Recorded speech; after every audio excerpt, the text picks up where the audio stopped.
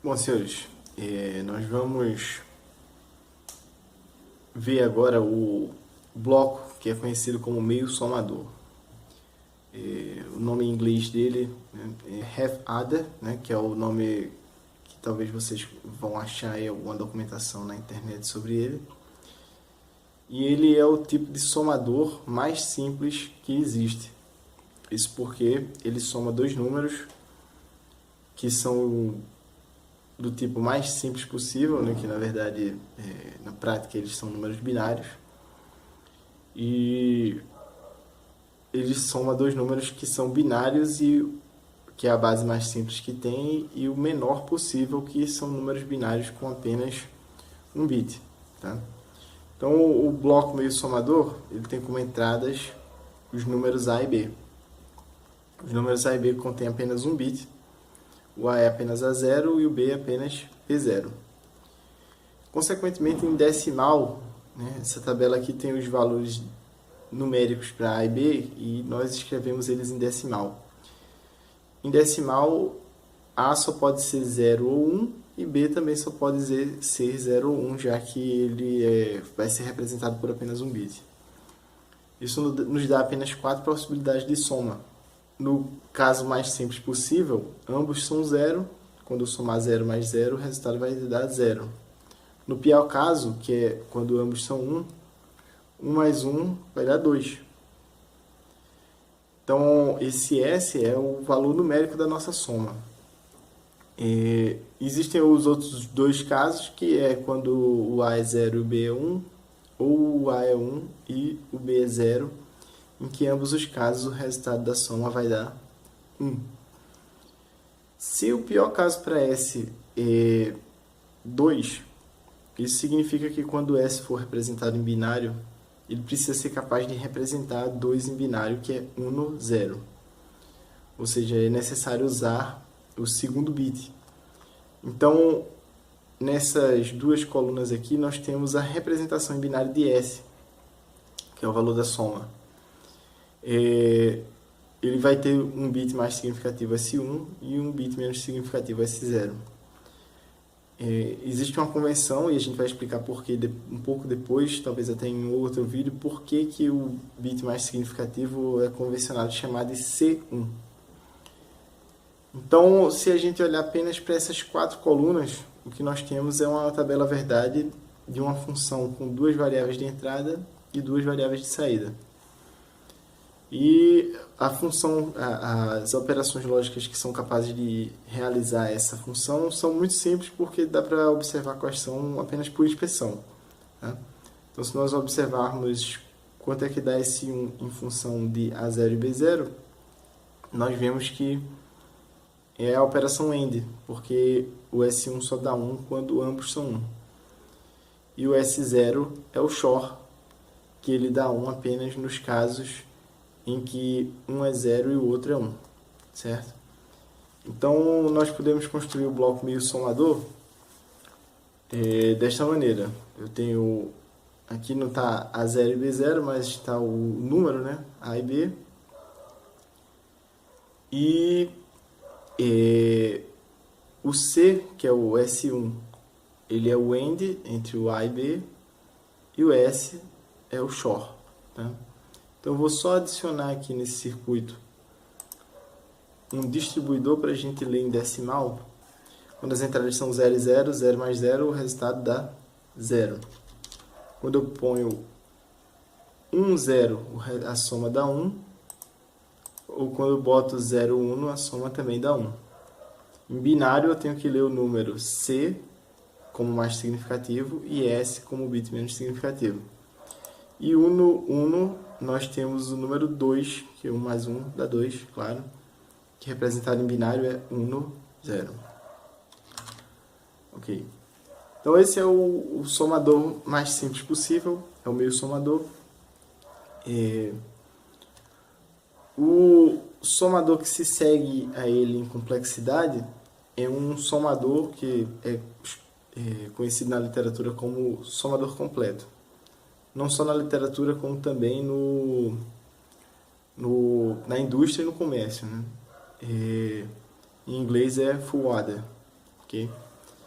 E apesar desse somador ser praticamente tão simples quanto o meio somador, ele vai possibilitar a gente a fazer qualquer soma de forma escalar. Então a gente consegue fazer um crescimento em escala muito fácil usando o somador completo. Isso porque aqui tem um exemplo de uma montagem de uma soma de dois números de 4 bits. Quando eu tenho dois números de 4 bits, eu tenho aqui os bits A3 até A0, B3 até B0, e a soma de A0 com B0 vai dar S0, e pode ir 1. Esse vai 1 é chamado aqui de carry, que é o C1. Esse C de carry é porque, né, vai em inglês é carry one, então porque a literatura emprega o C para esse bit, a gente mantém também para não ficar diferente. Inclusive o livro usa a mesma letra, né? E quando eu vou fazer a soma na segunda posição, na posição de peso 2, que é 2 elevado a 1, eu tenho que considerar esse bit do vai 1. Então eu tenho que somar pelo menos 3 bits aqui, que é o carry, que veio da posição 0, o A ou B na posição, que é A1 e B1, e eu vou ter como resultado o S1 e o carry da posição de número 2, que é a terceira posição. Então eu tenho 3 entradas e 2 saídas. E o que eu estou somando na prática é 3 bits, porque cada um desses valores pode ser 0 ou 1. E eu tenho como saída até 2 bits, porque afinal de contas, quando eu somo até 3 bits, né, eu posso ter até 1 no 1 no 1, que é o maior valor possível, é 3. E 3 pode ser representado como 1 no 1, só preciso de 2 bits para representá-los. Esses 5 números, eles se repetem em todas as posições na conta da soma. Então aqui a gente tem uma soma de 4 bits mais 4 bits, mas se fosse n bits, 20 bits, 32 bits, a soma poderia ser realizada de 3 em 3 bits a cada etapa, exatamente como foi realizada aqui para apenas 4. Então, as contas elas envolvem em etapas apenas 5 bits. Os 3 bits que são somados, o carry da posição anterior, o bit dessa posição do primeiro operando e o bit dessa posição do segundo operando. E mais 2 bits de saída, que é a soma na posição e o carry que vai para a posição seguinte, certo? Então, na prática, nós repetimos várias vezes essa conta aqui. 3 bits sendo somados, 1 bit na posição de soma e um carry para a posição seguinte. E a gente faz um circuito que realiza exatamente apenas essa soma. E nós chamamos ele de somador completo. Então esses 3 bits aqui, o da direita e os de cima, são entradas. Aqui o S é saída e o C e mais 1 também é saída. Tá? Então como essa conta se repete para qualquer posição, a gente usa uma posição genérica aqui chamada de I. Tá? Então eu estou somando 3 bits. Quando todos são 0, a soma dá 0, 0, que é 0 em decimal. Se apenas um deles for 1, a soma vai dar 0, 1, que é 1 em decimal. Então, esse caso aqui, apenas um deles é 1, o resultado dá 1. Este caso aqui também, o resultado também dá 1. E este caso aqui também, a soma dá 1. Se 2 deles forem 1, a soma vai dar 2, que em binário é 1 no 0. Então, este caso, este e este, tem como saída o CI mais 1 igual a 1, que é um vai 1 para a posição seguinte, e o SI, a soma na posição, igual a 0. E se todos forem 1, 1 mais 1 mais 1 vai dar 3, que é 1 no 1.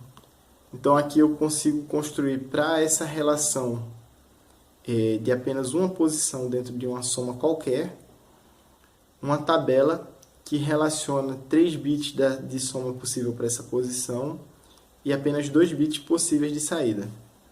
Então, o somador completo ele ficaria desta forma aqui. Tá? Então, nós já sabemos como é que, dada uma tabela verdade, nós chegamos numa expressão, certo? Então vamos apenas estimular aqui o circuito para ver que funciona mesmo, né? Então quando tudo está zero aqui, a saída está 0, 0. Se apenas 1 é 1, vai dar 0, 1. Então só o AI1, só o BI1 ou só o CI1 dá 1. Se dois deles forem 1, vai dar 2, que é 1 no 0. Então os outros casos é esse, também dá 2. E esse caso aqui, que também dá 2. E se todo mundo for 1, vai dar 3, que é 1 no 1. Okay? Esse bloco nós construímos aqui um pequeno bloco, Foxtrot Alpha aqui, de full adder. Tá? Então as duas entradas dos operandos vêm por cima, o carry de entrada, que é o CI, ele vem aqui pela direita, e sai pela esquerda o carry de saída, e o bit da posição ele sai aqui por baixo. Tá? Então, para esse vídeo a gente vai concluir aqui no somador completo, né? E até uma próxima oportunidade.